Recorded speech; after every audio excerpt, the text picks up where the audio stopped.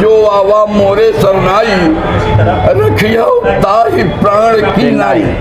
अपने प्राण से ज्यादा अपने भक्तों की रक्षा करते हैं, उनकी मनोकामना को पूर्ण करते हैं, यही उनका उद्देश्य है। लोग कुंभ क्षेत्र में आते हैं, कुंभ स्नान करने के बाद यहाँ पे बैठ करके जितना हो सके उतना हनुमान चालीसा का पाठ करें।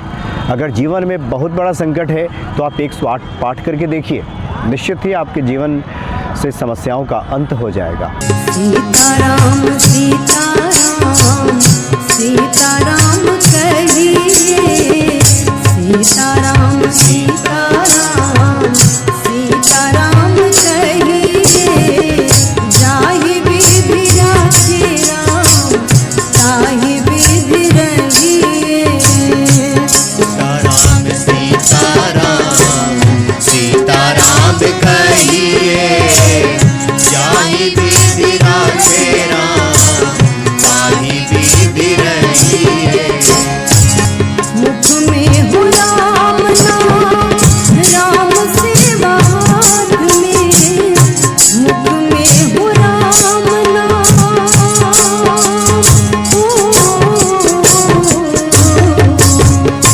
मुख में हो राम नाम, राम सेवा हाथ में।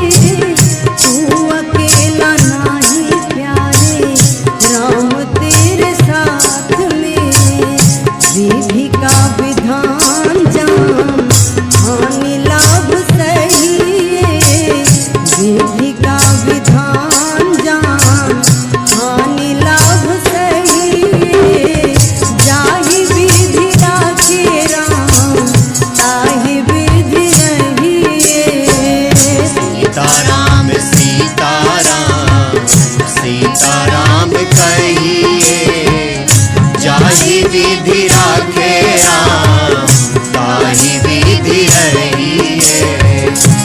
आनंद है। आपने देखा, मेरा आश्रम भी देखा है, और आज इस गंगा मैया के गोद में बैठ करके हम धुने पर चाय बना रहे हैं, यहाँ सबको पिला रहे हैं, और यही विभूति लगा रहे हैं, और यही रेत में लौट रहे। आप 3 महीने हो गए यहाँ पे। अच्छा। हाँ, और यहाँ की धरती यार, इस पर पैर पड़ते ही सोते ही वो उसके सारे पाप धुल जाते हैं। जी। आप गंगा नहाओ या मत नहाओ, लेकिन आप अगर यहाँ आ गए ना तो ऐसे ही आप पवित्र। साक्षात ही अनुभव देख लो, आज भगवान के रूप में यहाँ उन्होंने बिठा दिया है।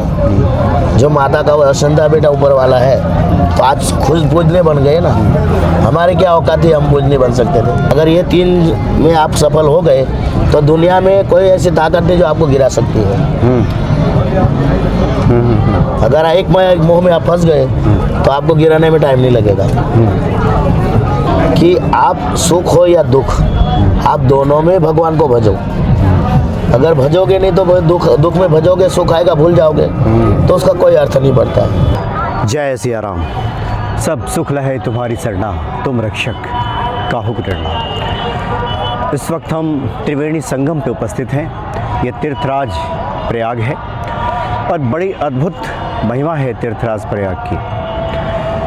महाकुंभ खगोलीय घटना के साथ साथ भारतीय संस्कृति, परंपरा और आध्यात्मिकता को अपने आप में समेटे हुए है। अगर किसी को भारतीय संस्कृति, यहाँ की परंपरा और आध्यात्मिकता को नज़दीक से देखना है तो कुंभ दर्शन अवश्य करना चाहिए। और गंगा स्नान का, जहाँ पे गंगा, यमुना और सरस्वती, ये तीनों जो पावन नदियाँ हैं आपस में मिलती हैं, संगम स्नान का बड़ा ही अद्भुत एक संयोग बनता है ऐसे भक्तों के लिए। तो बड़ी अद्भुत महिमा है,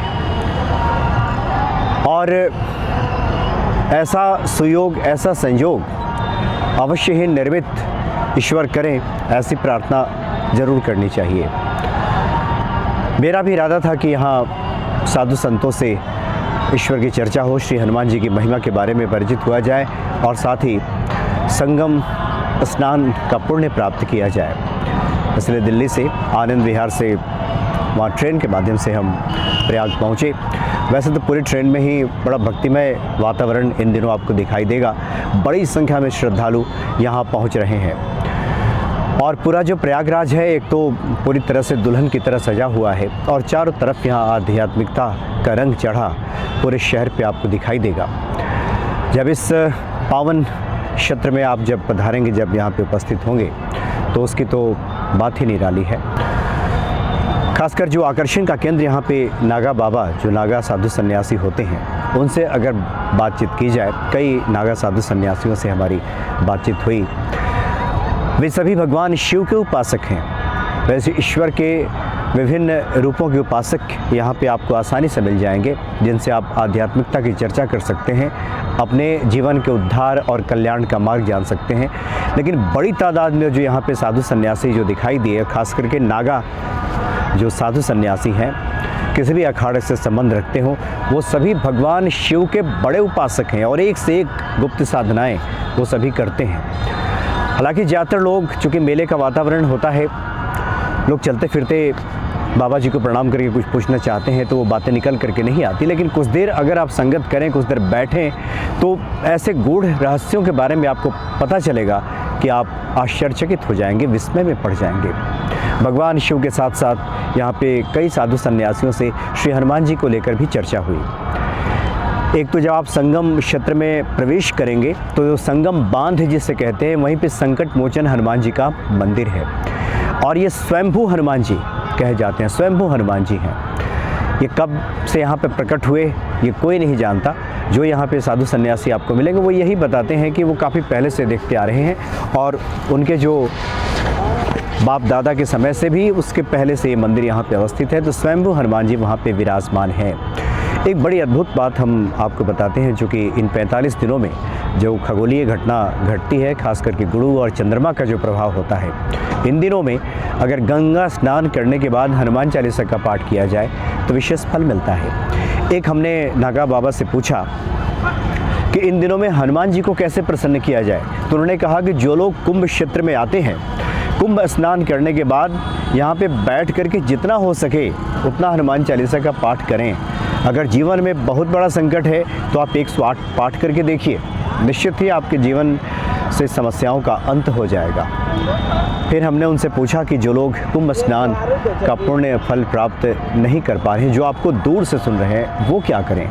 तब उन्होंने कहा कि हर किसी के घर में, हर सनातनी के घर में गंगा जल जरूर होता है। नागा बाबा जी ने बताया कि जो लोग अपने घरों में गंगा जल से स्नान करते हैं और उसके बाद श्री हनुमान चालीसा का पाठ करते हैं और जो भी उनकी मनोकामना है हनुमान जी के सामने रखते हुए, तो उनको भी वही पुण्य फल प्राप्त हो जाता है। क्योंकि भीतर आपके भाव हैं और किसी कारण से आप यहाँ पे नहीं पहुँच पा रहे हैं, तो इस तरह से आप स्नान आदि क्रिया से निवृत्त होकर के श्री हनुमान जी की आराधना कीजिए, निश्चित ही आपको फलों की प्राप्ति हो जाएगी। तो बड़ी अद्भुत बातें यहाँ के संत महात्माओं से हुई, जो आगे आप बारी बारी से वीडियोस के माध्यम से दिखेंगे। और साथ ही बाबा नीम करौली जी महाराज से भी जुड़े कुछ अलौकिक ऐसे प्रसंग हैं जिसकी हम चर्चा करेंगे। तो यहाँ पे सबसे बड़ी बात यह है कि जिस प्रकार से हर सनातनी अपना उत्सव त्यौहार को तो मनाते ही है, व्रत त्यौहार तो मनाते ही हैं, एक तरह से संतों का त्यौहार है, संतों का समागम है। 3 नदियाँ आपस में तो मिलती ही हैं, लेकिन भारतीय संस्कृति, परंपरा और आध्यात्मिकता, इन सब का भी मिलन इस तट पर हो जाता है। तो अगर संजोग बनता है तो अवश्य ही कुंभ आकर के स्नान करना चाहिए और इस पुण्य फल को प्राप्त करना चाहिए। आगे के हम वीडियोस में जो संत महात्माओं से बातचीत होगी, उन कड़ियों को आपके सामने हम रखेंगे। जो लोग कुंभ में नहीं आ पाए हैं वो इतना समझ लें कि जिन साधु संतों को, सन्यासियों को वो ढूंढते हैं कि किसी का आशीर्वाद उन्हें प्राप्त हो जाए, वो साधु संत सन्यासी आपको यहाँ सहज ही प्राप्त हो जाते हैं। और कुछ देर आप अगर संगत करें, बहुत भागम भाग वाली स्थिति में नहीं, कुछ देर उनके साथ बैठें, बातचीत करें, आशीर्वाद उनका मांगें और सानिध्य की इच्छा प्रकट करें। ये बताएं कि हम यहाँ कुछ देर आपके साथ, आपके सानिध्य में बैठना चाहते हैं, तो बड़े प्रसन्न होंगे। क्योंकि वैसे गुप्त साधनाएं जो आपके जीवन को मंगलमय बना सकती हैं, उनके मुख से आप सुनेंगे और आपको बताएंगे और जीवन धन्य हो उठेगा। तो इस प्रकार से आप कुंभ में आकर पुण्य फल को प्राप्त कर सकते हैं, लाभ प्राप्त कर सकते हैं और ईश्वर के कृपा पात्र बन सकते हैं। जय सिया राम।